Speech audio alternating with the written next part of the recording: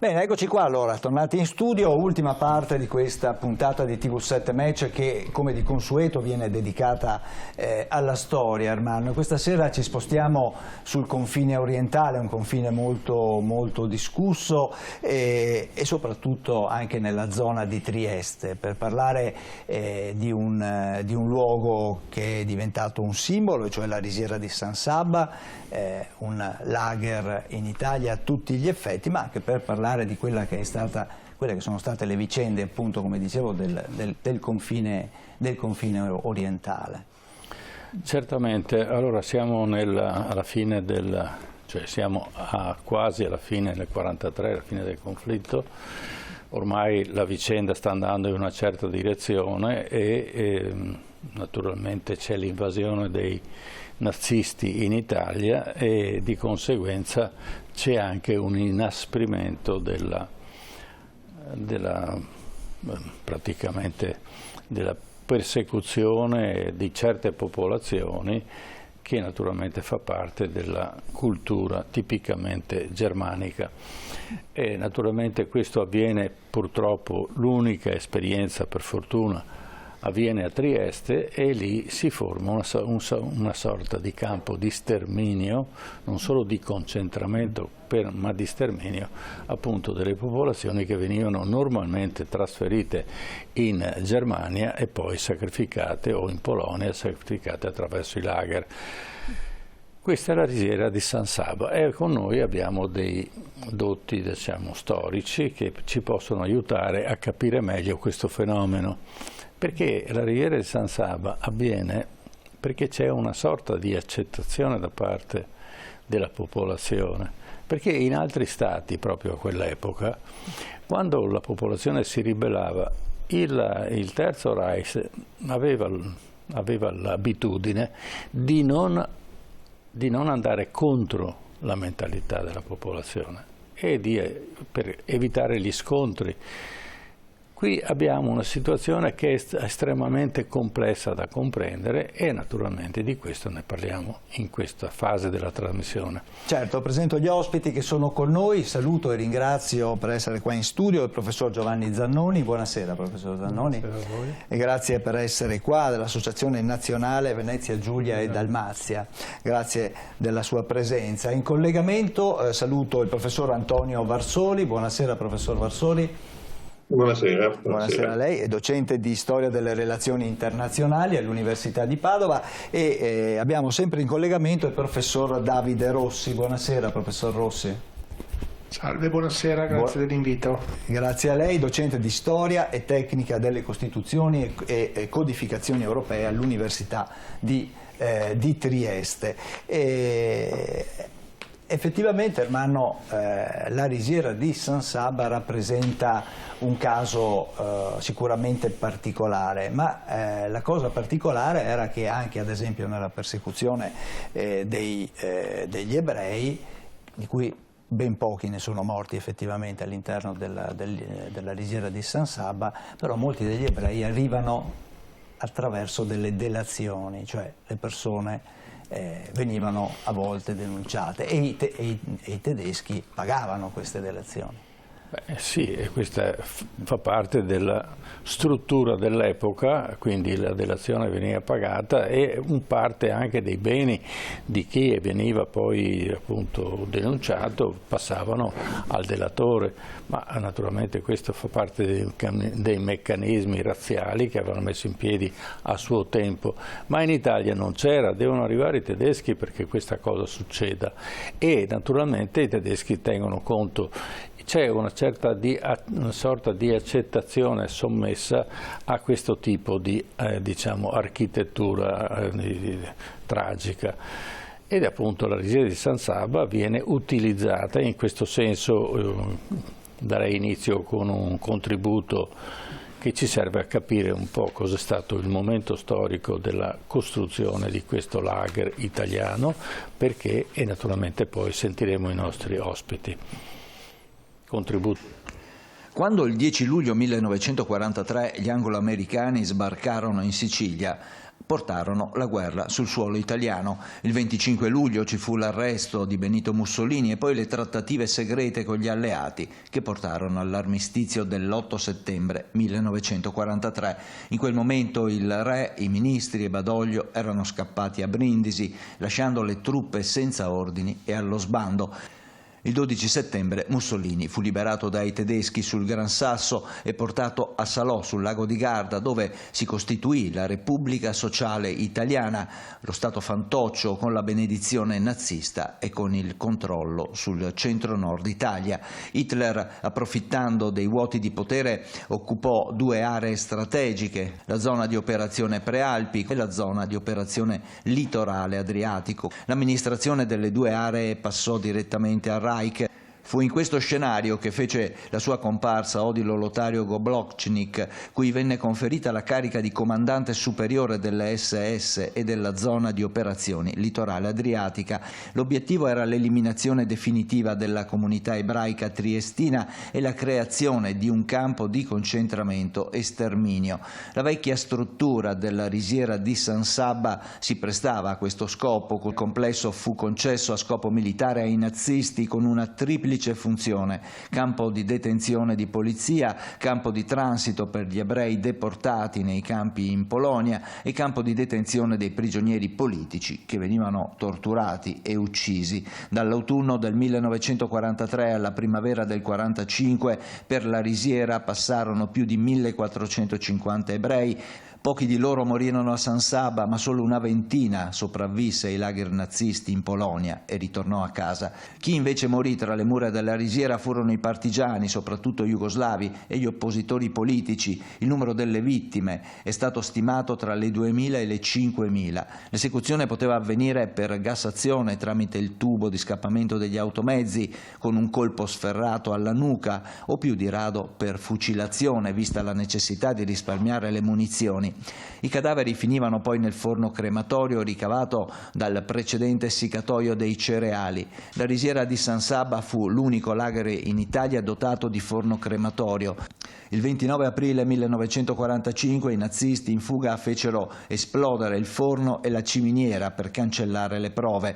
Con essi andò distrutto buona parte della documentazione sull'identità delle migliaia di persone che avevano messo piede nel lager di San Sabba. Alla fine della guerra, Odilo Goblocnik e il commissario supremo Reiner furono catturati insieme durante la fuga dagli inglesi. Goblocnik cercò di negare la sua identità, ma fu identificato e si suicidò il 31 maggio con una capsula di cianuro. Reiner invece fu arrestato e consegnato agli jugoslavi che lo processarono a Lubiana nel 1947 e lo condannarono a morte. Solo 30 anni dopo, nel febbraio del 1976, iniziò il processo ai criminali della risiera di San Sabba.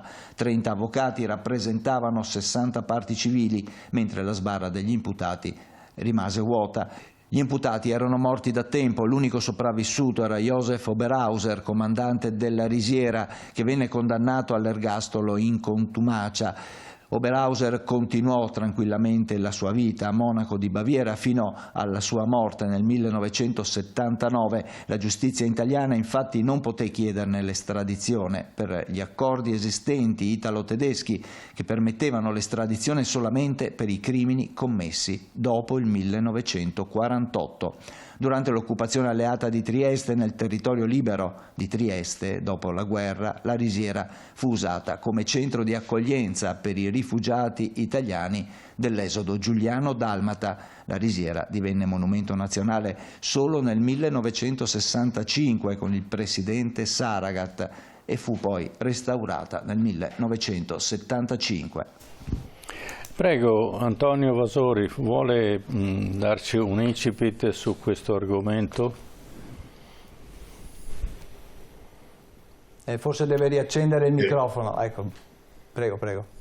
Sì, pronto? Sì, la sentiamo, prego. Dicevo, andando oltre la questione della risiera di San Sabba, io credo che tutto vada inserito nel contesto degli avvenimenti successivi all'8 settembre del 1943 e quindi del controllo dell'Italia centro-settentrionale da parte delle truppe tedesche, naturalmente poi con l'appoggio del governo della Repubblica Sociale Italiana. Cioè, non dimentichiamoci, durante questo periodo i tedeschi avrebbero proceduto, come d'altro canto avevano fatto in altri territori occupati, alla persecuzione totale, completa della comunità ebraica. Vorrei ricordare che appunto dopo l'8 settembre del 1943, e non a caso devo dire con l'occupazione nazista ad esempio di Roma, noi avremmo avuto l'episodio molto noto della retata compiuta nei confronti appunto degli ebrei romani, e questo naturalmente si sarebbe poi ripetuto in tutto il territorio controllato dai tedeschi. Naturalmente il caso della costa, del litorale adriatico è un po' particolare, perché alla fine dei conti dobbiamo tener conto che questo territorio, come d'altro canto per esempio quello relativo alla parte settentrionale, quindi al Sud Tirolo, in fondo rientrava in una visione anche di smembramento del territorio italiano. E come veniva sottolineato appunto anche nel documentario, non dimentichiamoci che la zona del confine orientale, che era influenzata poi dalle vicende relative all'occupazione del territorio jugoslavo, fu un territorio profondamente condizionato dall'attività dei tedeschi contro la resistenza, naturalmente da un lato la resistenza titina, quindi quella controllata da Tito, quella jugoslava, ma non dimentichiamoci che in questa area di confine poi vi erano anche formazioni partigiane, grossissime formazioni partigiane italiane. Quindi il territorio era un territorio conteso, che fu oggetto di violenze da parte dei nazisti, da parte dei tedeschi, e poi successivamente non dobbiamo dimenticare l'occupazione jugoslava di parte di quello che era il territorio italiano. Alcuni episodi si verificarono già nel 1943, poi gli episodi più pesanti, più forti dopo intorno al 1945, e con altri metodi successivamente, fino sostanzialmente al Trattato di pace del 1947, che avrebbe regolato la sorte del confine orientale, con l'esclusione naturalmente di quello che avrebbe dovuto essere il territorio libero di Trieste, che non entrò mai, non fu mai attuato, ma restò appunto diviso in zona A sotto il controllo militare anglo-americano e zona B sotto il controllo militare jugoslavo, in teoria una situazione temporanea che si sarebbe risolta col memorandum d'intesa del 1954, ma in realtà definitivamente solo con il trattato di Osimo tra Italia e Jugoslavia del 1975. Quindi è un episodio in un contesto complesso, con vicende molto complicate che si legano appunto alla storia del confine orientale, dei rapporti tra Italia e Jugoslavia, oltre che naturalmente alle ambizioni tedesche di controllo di questi territori, soprattutto di uno sbocco verso l'Adriatico. Grazie Davide Rossi. Come mai l'Italia non si è mossa prima? Quindi il razzismo italiano era dichiarato, ma spesso veniva trascurata poi l'attività razziale che invece i tedeschi compivano con estremo rigore. Prego.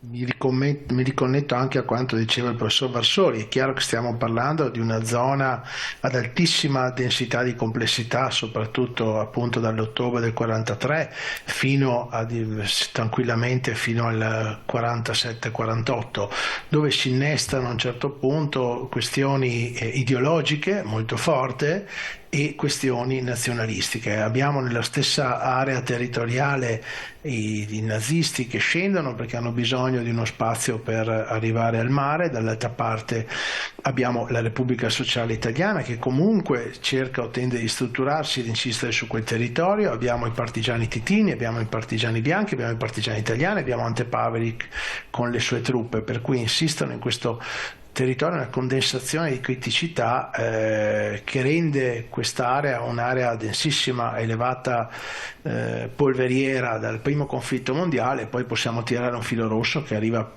anche alle guerre patriottiche degli anni 90, quindi che hanno caratterizzato tutto il secolo breve del Novecento. Ed è chiaro che in queste zone il fascismo era stato un fascismo molto più cruento, il cosiddetto fascismo di confine, che aveva avuto tutta una serie di prodromi, in verità anche dal comportamento che in queste zone aveva caratterizzato l'ultima fase dell'impero austro-ungarico, che già alla fine dell'Ottocento aveva iniziato una serie di spostamenti di popolazioni, aveva iniziato a mettere in contrasto sempre di più le varie etnie e quindi alimentato in maniera estremamente delicata tutta una serie di condizionamenti che dopo il primo conflitto mondiale aveva esasperato e che il fascismo, quando arriva, cavalca. Appunto noi diciamo solitamente definiamo fascismo di confine questo comportamento che si ebbe in quelle zone, nelle nuove province, con atteggiamenti molto più cruenti, con l'idea di nazionalizzare i nomi, con l'idea di ridurre tutta una serie di diritti delle minoranze in un contesto, attenzione, in cui il concetto di minoranza non era assolutamente quello attuale, altrimenti rischieremo di mal capire tutta una serie di atteggiamenti. Non è che le altre nazioni all'epoca tutelassero le minoranze come la nostra sensibilità oggi ci fa indurre, ecco, quindi erano contesti molto molto diversi. Inoltre Trieste è chiaramente una città simbolo, la quarta guerra d'indipendenza era chiamata il primo conflitto mondiale, proprio da Trieste che vengono dichiarate le leggi razziali, quindi c'è evidentemente un'attenzione nei confronti di quella città molto diversa. Poi sul fatto che se il razzismo fosse diverso in quelle zone nel resto d'Italia, su questo io assolutamente non credo, ecco, nel senso che la questione del razzismo ha una complessità europea molto diversa, lo vediamo anche oggi in tutta una serie di atteggiamenti che abbiamo nei confronti della guerra tra Palestina e Israele, quindi è un tema molto variegato, molto complesso, molto delicato, ma non credo che quelle zone abbiano avuto una densità, una percentuale diversa nei confronti di altre zone della penisola. San Saba è evidentemente un luogo lugubre e triste dove hanno perduto la vita tra le 3 e le 5.000 persone, ma è una macchia che non portano quelle zone, la porta tutta l'Italia, ecco. Certo. Giovanni Zanoni, anche lei è un incipit su questo tragico evento e su questa storia che è stata poi nascosta per anni e poi è emersa improvvisamente negli anni 70, prego. Io mi ricollego a quello che ho sentito fino adesso e prendo spunto dalle ultime riflessioni. Diciamo che era una zona, allora Trieste storicamente è una zona dove la comunità ebraica fin dalla fine del 1800 era particolarmente operosa, rigogliosa, inserita nella comunità. Non dimentichiamo per esempio che non c'entra molto, ma tanto per ricordare qualcosa, la mamma di Don Milani veniva dalla comunità ebraica di Trieste addirittura, e lì gli ebrei triestini si erano molto ben inseriti nella società. Poi per quanto riguarda l'attenzione, diciamo, delle persone nei confronti degli ebrei, gli ebrei italiani erano molto più inseriti nelle comunità rispetto ad altre zone, e quindi questo, diciamo, dava loro. Ci sono ebrei che hanno combattuto anche in modo molto valoroso durante la prima guerra mondiale, pluridecorati, e quindi sì, forse non venivano visti dalla popolazione italiana come persone particolarmente ostili. Addirittura il vescovo di Trieste, Monsignor Santin, che recentemente è stato qui a Padova ricordato e messo tra i giusti tra le nazioni, pare abbia avuto una violenta discussione con Mussolini proprio nel momento in cui Mussolini ha annunciato le leggi razziali. E lo stesso Monsignor Santin, per quello che gli è stato possibile, dal 1938 fino al 1945 ha cercato anche di salvare persone che ovviamente erano della comunità ebraica, così poi come si è prodigato a salvare tutte le anime che gli si presentavano per essere aiutati, fossero di una etnia o fossero di un'altra o di altra religione. Certo. Si ricordano anche in queste zone, per esempio Palatucci a Fiume, sì. Altre persone ovviamente che hanno cercato per quello che potevano di aiutare la componente ebraica a salvarsi. Ovviamente il paradigma cambia non appena il dominio tedesco e i modi di fare dell'SS, della Gestapo e quant'altri entrano in gioco, e quindi praticamente lì non c'è più margine di scampo per nessuno, anche se recentemente escono ogni tanto. I giorni scorsi per esempio si parlava dell'anniversario di Monte Cassino, vengono ricordati 2 ufficiali tedeschi per aver portato in salvo parte delle opere della biblioteca eccetera. A parte queste eccezioni, gli altri obbedivano ciecamente agli ordini che gli venivano imposti, e quindi questa è la brutalità che noi ci troviamo a descrivere dopo aver assistito a tutte queste cose durante la fine della guerra e ovviamente anche dopo.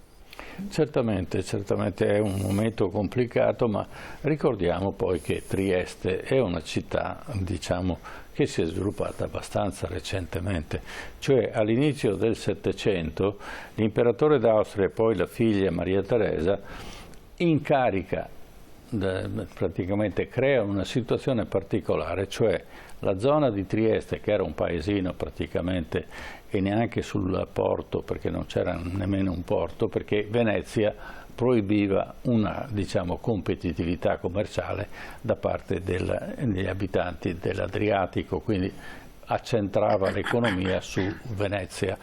E improvvisamente, quando invece diventa parte integrante dell'impero asburgico, Maria Teresa coinvolge gli abitanti e toglie qualsiasi possibilità di tasse. Quindi la gente incomincia a convergere verso la zona che oggi chiamiamo Trieste. E non solo, ma Maria Teresa vuole che ci siano varie etnie, non solo una, perché la cosa più facile è quella di etnia italiana o eventualmente gli abitanti che erano più vicini alla zona di Triestina.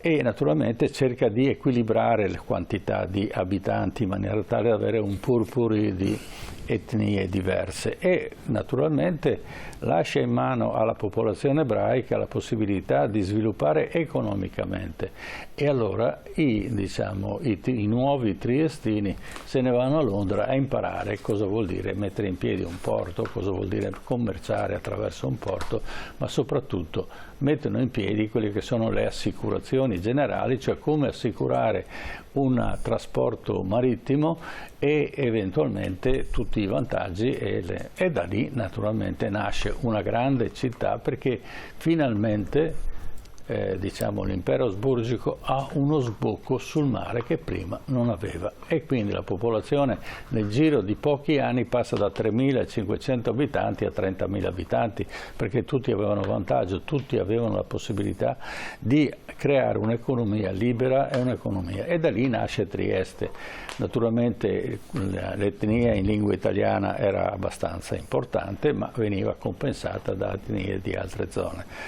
Questo per spiegare ai nostri telespettatori come cresce improvvisamente Trieste. Prima era vessata da Venezia, poi si libera, anzi diventa un competitor nei confronti di Venezia, e vedremo poi cosa potrà succedere. E allora diciamo che lì questa etnia ebraica si era consolidata e aveva anche in mano un certo tipo di economia. Al di là di questo, però, naturalmente Mussolini, che abbraccia le leggi razziali,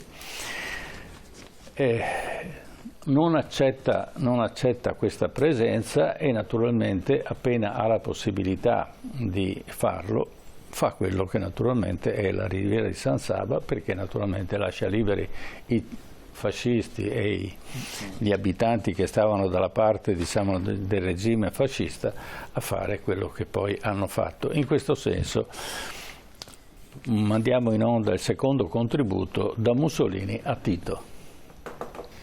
L'obiettivo di Benito Mussolini con l'occupazione della Jugoslavia era eliminare gli slavi e le loro radici etniche e culturali. Gli slavi dovevano diventare una minoranza per trasformare i territori occupati in territori italiani. Lo aveva già iniziato a fare in Trentino, nella provincia di Bolzano, trasferendo in quei territori migliaia di italiani per compensare la maggioranza di lingua tedesca. Per la Slovenia e la Dalmazia era più semplice, bastava diminuire la popolazione slava con una cruenta selezione etnica. Mussolini lo aveva detto 20 anni prima a Pola, definendo la razza slava inferiore e barbara. Si possono più facilmente sacrificare 50.000 slavi barbari, aveva detto, per 50.000 italiani. Sulla base di questa ideologia fu messa in atto su tutto il territorio occupato una vera e propria guerra etnica. Vittime perseguitate dalle crudeltà fasciste, le popolazioni slave reagirono creando i primi gruppi partigiani. La reazione di difesa slava consentì a Mussolini di intervenire duramente. L'imperativo categorico del duce era: si ammazza troppo poco. Come ammoniva nel 1942 il generale Mario Rabotti, comandante dell'11° Corpo d'Armata italiano in Slovenia e Croazia, e il suo diretto superiore Mario Roatta, che rincarava la dose: non dente per dente, ma testa perdente. Era la circolare 3C del generale Roatta che chiariva alle truppe italiane che bisognava eliminare non solo ogni resistenza, ma bisognava colpire anche la popolazione, che fu la vittima inerme, responsabile solo di essere slava. Iniziò la distruzione solo in Slovenia, nella zona di Lubiana, di 800 villaggi, rastrellamenti, deportazioni, fucilazioni e l'ordine di non fare prigionieri, certi che queste crudeltà sarebbero rimaste impunite. L'esercito razziava nella migliore delle ipotesi, facendo morire la gente di fame e di stenti, ma le stragi erano ancora troppo lente. Così si passò all'uso delle foibe italiane o agli annegamenti in mare per ammazzare di più e più in fretta. Bastava essere slavo per essere preso di mira. Civili o presunti partigiani venivano chiusi nelle case a cui veniva poi dato fuoco. Fucilazioni di civili e partigiani si affiancavano alle deportazioni di massa. Saranno oltre 100.000 gli jugoslavi trasferiti nei campi di internamento italiani. Il progetto di italianizzare i Balcani di Mussolini costò alla Jugoslavia la vita di oltre 1 milione di persone. Dopo l'armistizio dell'8 settembre 1943, civili e militari italiani furono abbandonati a se stessi, la situazione si capovolse e molti militari, per salvarsi, si aggregarono all'esercito partigiano di Tito. Questo non bastò e scattò la vendetta delle truppe partigiane titine. Iniziarono i grandi rastrellamenti, le fucilazioni e il massacro degli italiani, civili e militari nelle foibe.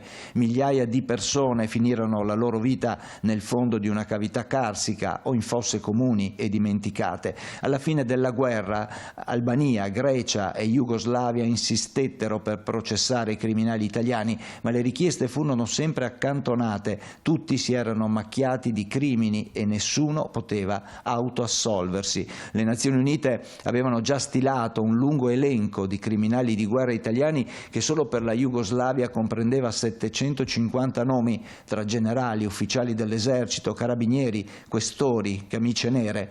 Nel dopoguerra l'Italia ottenne dagli Stati Uniti e dagli Stati vincitori l'onere di processare i propri criminali di guerra, ma a differenza di quanto avvenne in Germania, in Italia non fu istituito alcun processo, gli incartamenti furono conservati in armadi sigillati e con le ante rivolte verso il muro. Non ci fu un processo di Norimberga italiano e quando si chiese di processare i responsabili delle stragi da Marzabotto alla strage di Via Ghega, gli inglesi sconsigliarono gli inquirenti che altrimenti avrebbero dovuto iniziare i processi alle centinaia di italiani criminali di guerra. Tra amnistie e amnesie di massa gli italiani non hanno ancora fatto veramente i conti con il passato. Iniziò la guerra fredda e ogni forma di giustizia e di memoria fu cancellata. fatta, così nessuno pagò per le stragi e le violenze da ambo le parti e le vittime non ebbero nemmeno l'onore della memoria. Antonio Vassori, italiani brava gente.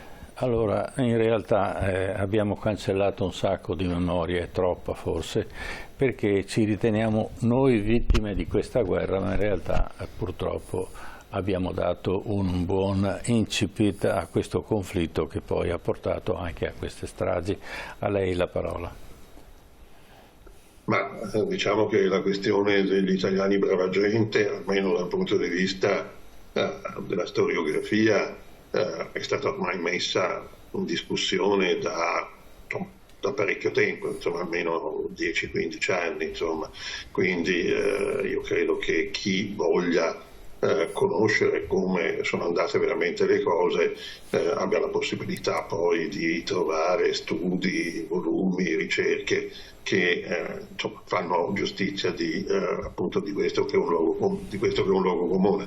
Certamente la questione è che si potrebbe sempre fare un paragone, no? E quindi se si fa un paragone tra il comportamento dei nazisti e quello degli italiani, è chiaro che gli italiani risultano meno cattivi, usiamo questo termine. Ma non perché fossero tendenzialmente buoni, ma magari per delle ragioni di tipo diverso. Se noi prendiamo il caso jugoslavo, non dimentichiamoci che certo c'è uno scontro feroce, brutale, chiaramente tra gli occupanti, sia tedeschi sia italiani, e naturalmente le forze partigiane, oltre al desiderio appunto di nazionalizzare e di eliminare una parte della popolazione slava. Però non dimentichiamoci che in Jugoslavia si sarebbe assistito poi a una serie di scontri all'interno stesso della popolazione jugoslava. Il comportamento forse più terribile, più brutale, più violento, probabilmente è stato quello dello Stato croato di Ante Pavelić, voglio dire, lì gli Ustaša non è che nascano per caso e che nascano naturalmente, voglio dire, con la seconda guerra mondiale. Non dimentichiamo che c'è un nazionalismo estremo croato già nel periodo tra le due guerre mondiali, certamente tra l'altro anche sostenuto dal fascismo. Il fascismo organizza dei campi paramilitari in cui venivano appunto addestrati gli Ustaša e non dimentichiamoci, sono quelli che poi compiono l'attentato a Marsiglia e l'uccisione di Re Alessandro di Jugoslavia, visto che c'erano anche il ministro degli esteri francese Bartù. Quindi proviamo a pensare alla lotta tra appunto gli Ustaša dello Stato croato contro gli ebrei e contro i serbi ortodossi e naturalmente lo scontro anche all'interno del movimento partigiano, quindi tra i partigiani comunisti di Tito e i cetnici filomonarchici fedeli al governo jugoslavo in esilio a Londra. Si potrebbe andare avanti, voglio dire, Elena Garossi e Maria Teresa Giusti hanno scritto questo libro, appunto Una guerra a parte, in cui sottolineano come il caso jugoslavo sia un caso veramente complicato, come veniva ricordato prima, in cui ci sono gli occupanti, ci sono le loro politiche brutali e più c'è una serie di scontri all'interno stesso della popolazione jugoslava, di gruppi diversi per ragioni ideologiche, ma non solo per ragioni ideologiche, per ragioni di rivalità etniche, in qualche caso potremmo dire anche per rivalità di carattere religioso. Tutto questo poi, non dimentichiamocelo, in qualche modo si sarebbe riproposto, diciamo 40 e passa anni dopo, a proposito di ciò che sarebbe accaduto a partire appunto dal 1991-1992. Non dimentichiamoci appunto Josip Iljic, il suo libro l'ha intitolato Le guerre jugoslave, perché ce n'è più di una. Sì, ma non ritiene che diciamo un aspetto di questa guerra in Jugoslavia rappresenti l'ultima crociata, cioè lo scontro tra cristiani e ortodossi? perché naturalmente soprattutto in Croazia questa persecuzione da parte dei cristiani, naturalmente dell'esercito italiano, tedesco, eccetera, da parte anche di Ante Pavelic, fu un vero massacro nei confronti degli ortodossi, perché la maggior parte dei morti non furono ebrei in Croazia, la maggior parte dei morti furono ortodossi, di religione ortodossa. Naturalmente quelli ricchi, i poveri, venivano ribattezzati e potevano salvarsi la vita, e Ante Pavelic ne era il responsabile, che è appunto responsabile che fa l'attentato contro il re di Jugoslavia Alessandro I, ma poi naturalmente uno dei punti di riferimento dello sviluppo del nuova nazione che è appunto la Croazia di Ante Pavelic è il cardinale Stepinac, no? Il quale assiste tranquillamente a questa strage, parliamo di 1 milione di persone circa, e non solo, ma il capo degli Ustascia, che erano poi quelli che gli assassini, le SS diciamo del regime di Ante Pavelic, uno dei capi erano addirittura un sacerdote, un francescano, e così ce n'erano molti altri. Quindi possiamo considerarla l'ennesima crociata? Prego. Ma sa, chiaro che la componente di rivalità religiosa abbia giocato una parte. È sicuramente importante, noi sappiamo, insomma, gli episodi sono noti, no? Cioè, gli Ustascia si recavano in un villaggio, c'erano anche i sacerdoti al seguito, chi accettava di convertirsi immediatamente forse salvava la vita, e tutti gli altri chiaramente venivano solo se era povero. Questo mi sembra evidente. Purtroppo devo dire i poveri sono quelli che generalmente pagano di più rispetto agli altri.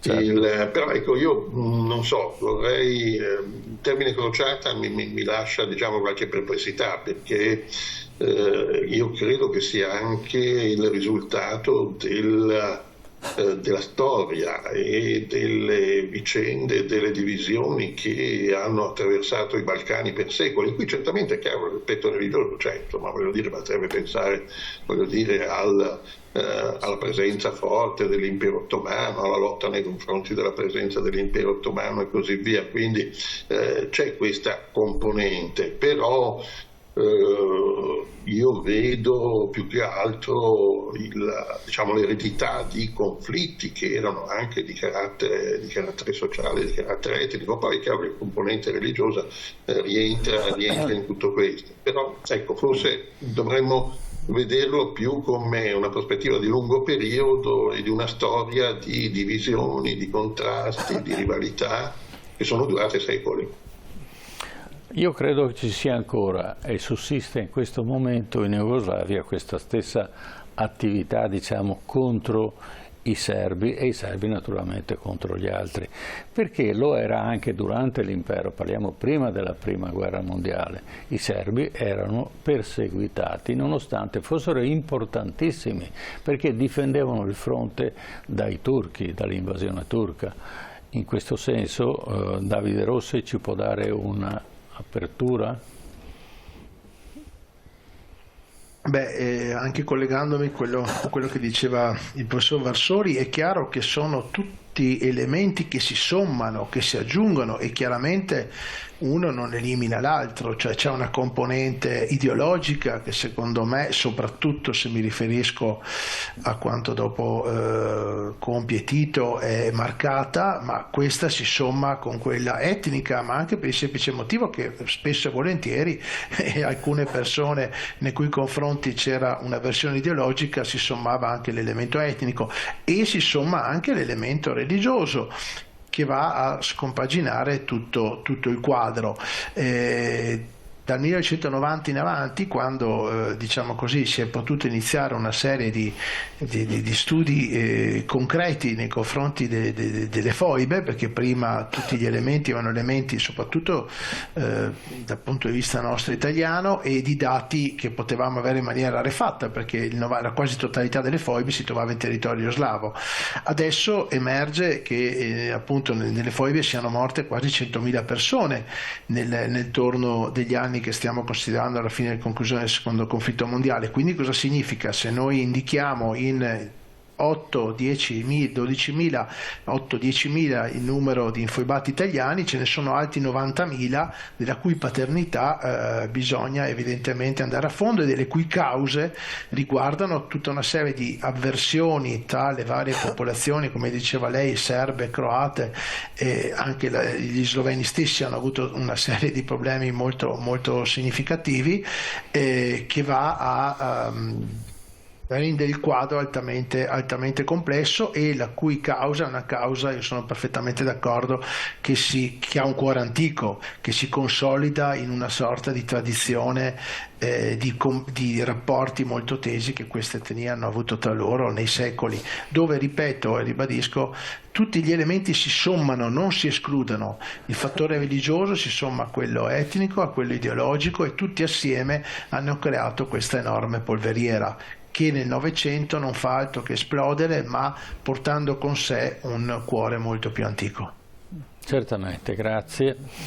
E Giovanni Zanoni, una sua visione di questa persecuzione degli slavi durante questo periodo, che non è soltanto legato al conflitto, ma viene prima e soprattutto riprenderà dopo naturalmente la caduta di Tito e nei tempi moderni, quando c'è stata la divisione della Jugoslavia. Sicuramente mi ricollego a quanto è stato detto prima, cioè è una miscela altamente esplosiva, dove qualsiasi variabile che viene introdotta porta dei disastri assoluti. La stessa cosa, diciamo, anche determinate scelte, sicuramente lei ricordava il cardinale Stepinac, lui sì, affiancò, favorì, non si capisce, gli Ustascia, ma successivamente viene perseguitato dal regime di Tito, addirittura viene processato, incarcerato, e durante il papato di Papa Giovanni Paolo II addirittura viene dichiarato beato. Sì. È stato beatificato per essere stato perseguitato. Quindi anche lì, andando a vedere, cioè, gli ortodossi come reagiscono di fronte a questa beatificazione di cardinale Stepinac? Sì. Come reagiscono? Quando Giovanni Paolo II va in Grecia, il Pope dice al Papa: lei qui non è ben gradito, e fa riferimento appunto a questa santificazione che era del tutto assurda, perché questo personaggio conosceva perfettamente la situazione e non ha mai fatto nulla per allontanare, diciamo, il pericolo di questa persecuzione nei confronti dei cristiani ortodossi. Io mi illudo che una persona che ovviamente ha fatto della sua professione di fede, della sua scelta di vita di fare sacerdote e quant'altro, cerca, tra virgolette, di salvare le pecorelle del suo ovile. Il problema è capire qual è il confine dell'ovile e dove ci si trova. Se andiamo a vedere tutte le avversioni che ci sono state contro il clero, contro qualsiasi cosa, cioè, se uno legge la storia della risalita degli alleati attraverso l'Appennino, si trovano, credo, almeno una ventina di sacerdoti italiani che sono stati o ammazzati o fucilati o qualcos'altro, Marzabotto per esempio, chiusi dentro la chiesa, e loro sono stati vicino alle anime che gli venivano affidate.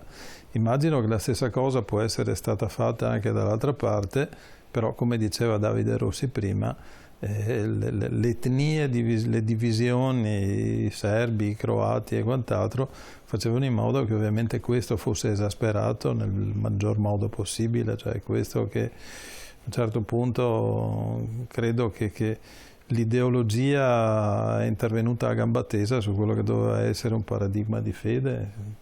Certo, ma diciamo che gli Ustascia, prima di arrivare a fare quello che facevano, sono stati allevati in Toscana, naturalmente sotto regime fascista, e naturalmente ricoverati anche nei conventi francescani, quindi c'è un legame con i francescani molto forte, e l'abbiamo appunto già detto. Dico, se mi posso permettere, Prego. tra le varie contraddizioni che noi abbiamo, quando l'Italia insieme con l'esercito tedesco invade dopo il 41 tutta, diciamo, quella che era la ex Jugoslavia, da una parte esercitano tutte le cose che sono state descritte benissimo nel filmato, dall'altra parte però mandano anche lì i medici condotti, mandano anche lì degli insegnanti a fare scuola, addirittura ci sono testimonianze di spedizioni e di quant'altro, di cose che venivano mandate per sfamare le persone,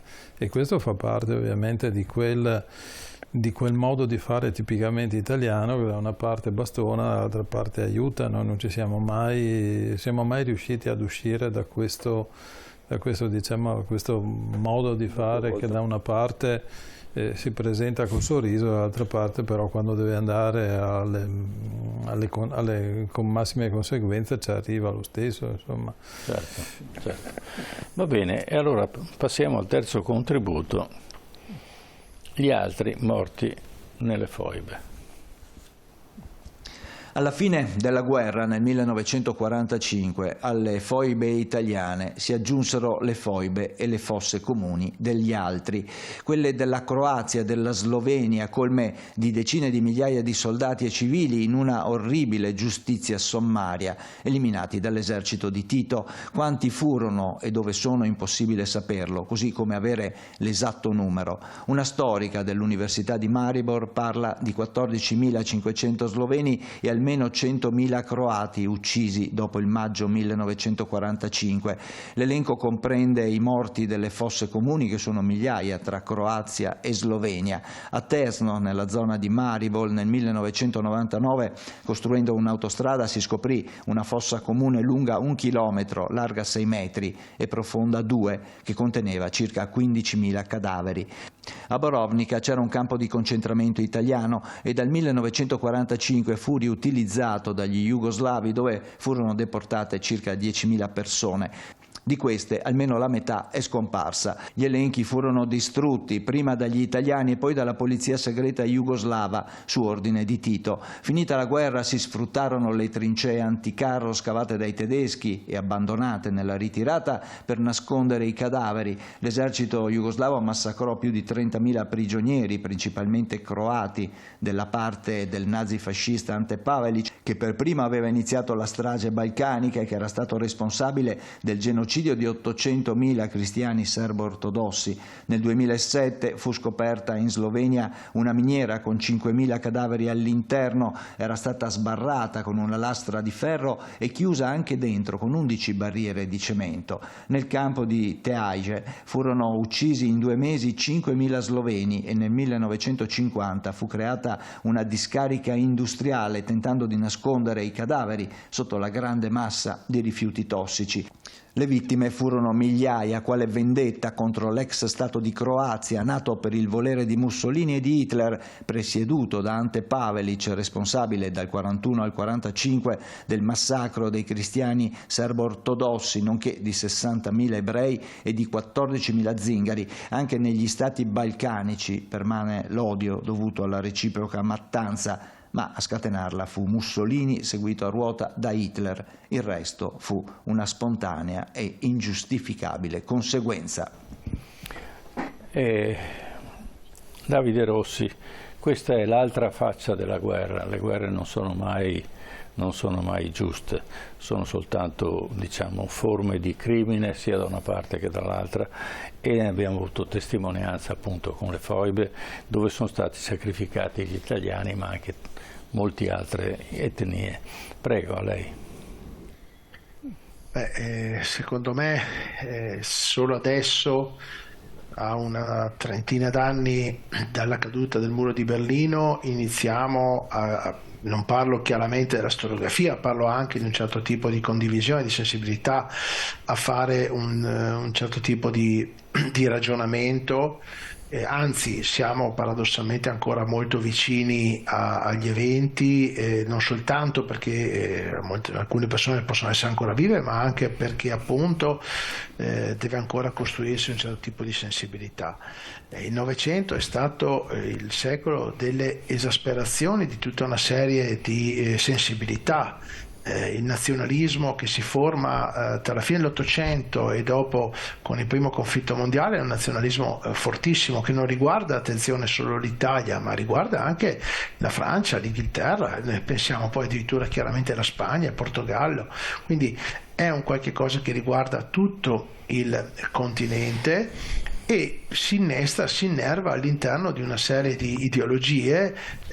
Da una parte con la rivoluzione bolscevica avevamo avuto il comunismo reale, dall'altra la formazione del nazismo in Francia, del fascismo in Italia, del franchismo, Salazar in Portogallo, e quindi tutti questi elementi all'interno si sommano e oggi iniziamo ad aprire questi vasi di Pandora, alcuni che riguardano direttamente gli italiani e quello che è accaduto ai nostri connazionali. Penso chiaramente al dramma delle foibe e al conseguente esodo, pensiamo al problema degli esuli che hanno subito sulle loro pelle quelle che sono state delle problematiche ideologiche che loro sicuramente non riguardavano.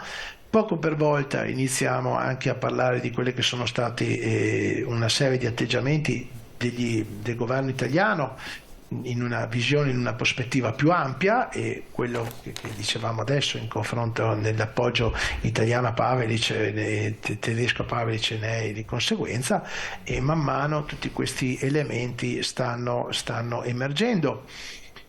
A me è capitato di recente di parlare con studiosi croati e sloveni e loro hanno difficoltà doppia perché devono ancora capire che cosa rappresentano quell'esperienza per queste neonate nazioni, quindi è tutto molto molto denso di problematicità. E quello che i due auspici, se posso permettermi, che ho è da una parte è che non si ricorra come sempre a un uso politico della storia, quindi che lasciamo agli studiosi fare queste valutazioni senza che la politica tiri da una parte e dall'altra queste tematiche per poi riutilizzarle nel presente, e dall'altra inevitabilmente che un consesso europeo, che non intendo dal punto di vista delle istituzioni europee, ma intendo proprio di una sensibilità europea, di comuni valori che il popolo europeo deve costruire, e questo ha bisogno di tempo perché le istituzioni non hanno il tempo degli uomini, possa nello scorrere dei decenni aiutare ad alimentare una ricostruzione storica, ma chiaramente a scemare tutta una serie di tensioni che ancora inevitabilmente ci portiamo dietro davanti a dei nervi scoperti. Grazie. Allora Antonio Vassori vuole dare una conclusione a questo percorso abbastanza tragico, sia da una parte che dall'altra. Le guerre non servono a niente. Se oggi pensiamo che possiamo andare tranquillamente in Jugoslavia e non abbiamo nessuna paura, o viceversa gli jugoslavi possono venire in Italia con estrema tranquillità, addirittura migrano da noi per poter, completare la loro vita, che senso aveva questa guerra? Che orrore era questa guerra? Che cosa ha concluso? Che vantaggio ha dato a qualcuno questa guerra? E questo vale anche per tutte le altre guerre, quelle che stiamo vivendo in questo momento in Ucraina, ma quello che stiamo vedendo anche in Medio Oriente. Prego, lei. Io posso solo dire che, riferendomi a ciò che è accaduto in Jugoslavia dopo il 1945, non dobbiamo dimenticarci, dal punto di vista di Tito era una guerra di classe ed era un processo di carattere rivoluzionario, quindi vi erano dei nemici di classe che andavano in qualche modo eliminati, che fossero questi, voglio dire, gli Ustascia o chi li aveva sostenuti, eccetera, però non dimentichiamoci, è una guerra anche contro i cetnici che in qualche modo avevano lottato contro, forse non in maniera così forte come come le formazioni titine, ma insomma si erano opposti certamente ai nazisti, filomonarchici e così via. Cioè, si trattava di spazzare via tutti coloro che erano ostili alla creazione di un regime di carattere che Tito vedeva come un regime di carattere rivoluzionario. Non dimentichiamoci, fino al 1948, fino allo scisma, la Jugoslavia viene considerata tra i paesi dell'Europa, diciamo del blocco comunista, quella più avanzata sul piano appunto del processo rivoluzionario. Però non dimentichiamocelo, cioè in fondo ciò che accade in Jugoslavia rientra nell'ambito più generale di un completo rivolgimento degli equilibri, ma anche delle situazioni di carattere sociale in una parte importante dell'Europa, tutta l'Europa centro-orientale.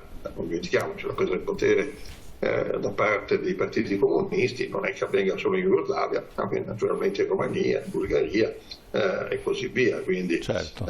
Questo è un processo di carattere più ampio. Per ciò che riguarda poi l'ultima sua considerazione, il senso delle guerre, ma qui usciamo dal campo della storia, entriamo nel campo forse dell'etica, no? Quindi della morale, di che cosa noi vogliamo, di che cosa noi pensiamo di questi grandi rivolgimenti. Si può sempre vedere anche il lato della medaglia. Uno potrebbe ricordare che almeno per quanto riguarda l'Europa occidentale, ci si è liberati di regimi autoritari, di regimi dittatoriali, in fondo con grande difficoltà nel corso del tempo abbiamo creato o ricreato, naturalmente nei paesi che erano stati occupati, abbiamo creato delle democrazie.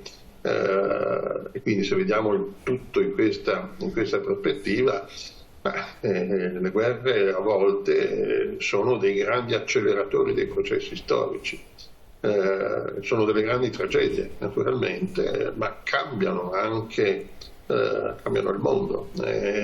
Qualche volta, diciamo, per chi resta in vita o per chi viene dopo, forse c'è qualche aspetto che non è del tutto negativo. Se avesse vinto, voglio dire, l'asse Roma-Berlino, che cosa sarebbe stata dell'Europa? Quindi forse devo dire che se gli alleati hanno vinto, pur provocando centinaia di migliaia di vittime, i bombardamenti, la guerra, eccetera, queste sono tutte le cose che naturalmente conosciamo, però in fondo se noi pensiamo all'Italia, quando hanno dato l'occasione all'Italia di liberarsi del regime fascista e di creare una democrazia.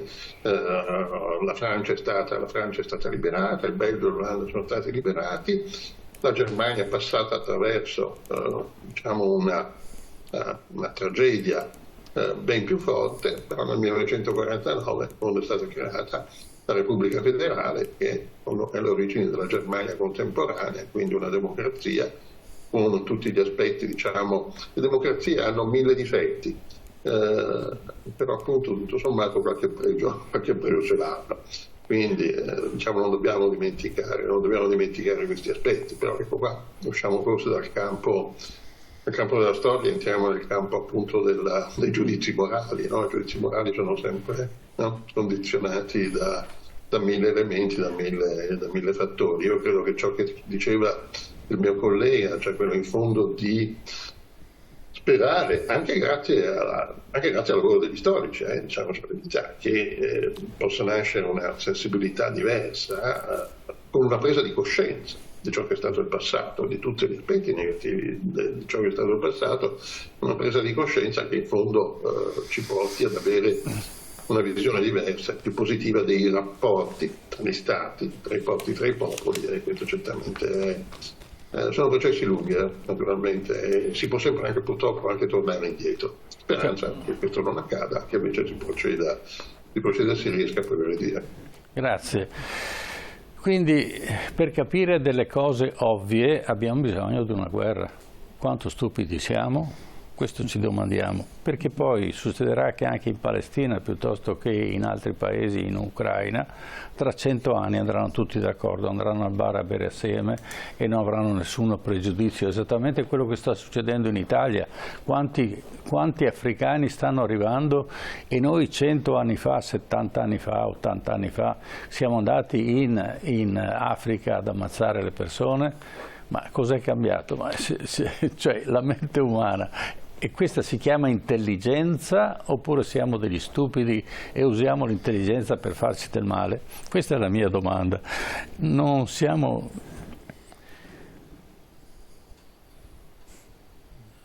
vittime di noi stessi.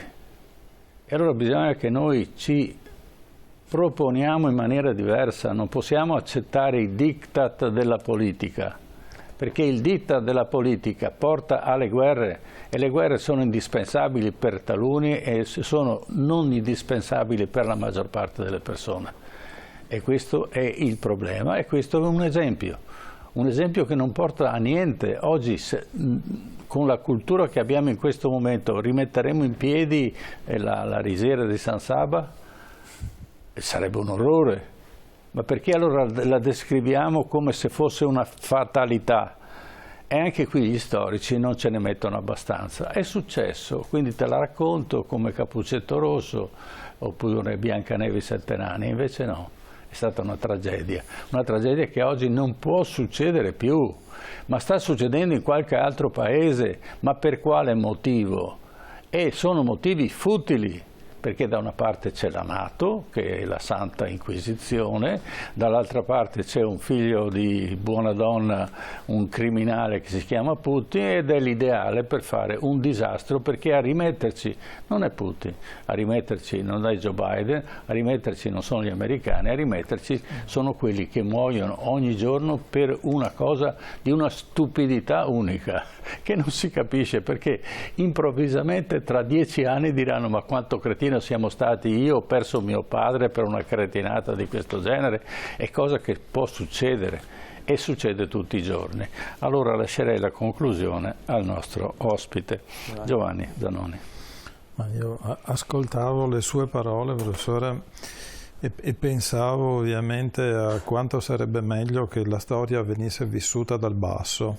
Mi è capitato, quando ero in servizio, che facevo il preside, di invitare degli storici, di invitare degli illustri giornalisti nelle scuole, e da molti di loro, che hanno fatto anche carriera, diciamo alla RAI, a Mediaset, eccetera, ho imparato a descrivere ai ragazzi la storia privata di alcune famiglie, di alcune comunità all'interno di una storia più grande. E io insisterei da questo punto di vista, cioè la storia è, se mi permettete, un po' la grande assente dai programmi scolastici. Pur avendo tablet, telefonini e quant'altro, per cui basta cliccare su Wikipedia e sapere qualsiasi cosa, i ragazzi ne hanno un'idea confusa. Sì.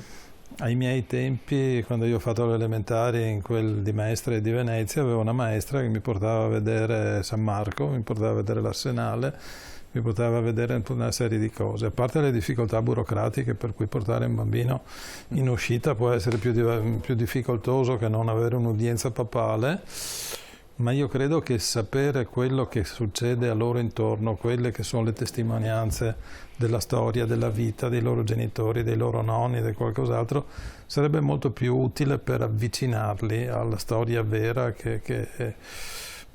se mi posso concedere una battuta, io ho un nipote di 9 anni e ogni tanto, quando gli si parla dei suoi bisnonni, chiede: ma sono sopravvissuti alla guerra? E per il momento si ferma lì. Mi aspetto che fra qualche anno, quando sarà più grande, mi chieda anche cosa hanno imparato sopravvivendo alla guerra. E io vorrei potergli rispondere che sia un bisnonno, sia l'altro, sia ovviamente tutti quelli che sono stati i suoi avi, tra virgolette, hanno imparato a tirarsi sulle maniche, a dimenticare rancori, a fare qualcos'altro e a pensare ad un mondo migliore. E questo però bisogna che diventi patrimonio comune delle nuove generazioni, che sono un po' troppo affascinati da intelligenza artificiale, da stregonerie informatiche, non hanno forse educatori autorevoli che li possono indirizzare su una via di correttezza etica, ma bisognerebbe ovviamente ricreare queste condizioni. Certo. Grazie, sì, bisogna creare gli anticorpi nei nostri figli e nei nostri nipoti, perché altrimenti quello che è successo tornerà a succedere, perché non si ha la certezza e la contezza di quello che, quando uno inizia la guerra, come finirà. Grazie del vostro intervento, spero che i nostri telespettatori abbiano fatto un passo avanti nella conoscenza della storia del secolo scorso, perché è una cosa importante, è stata la guerra più terribile mai vista sul pianeta. Grazie. Certo, grazie al professor Giovanni Zannoni che è stato in studio con noi, e ringrazio in collegamento il professor Antonio Varsori e il professor Davide Rossi. Buonasera e buonanotte a tutti voi, grazie per il contributo che ci avete dato. Ringrazio anche i telespettatori che ci hanno seguito fino a quest'ora, adesso vi lascio la nostra programmazione, ci vediamo venerdì prossimo alle 21, come sempre, TV7 Match, vi aspettiamo.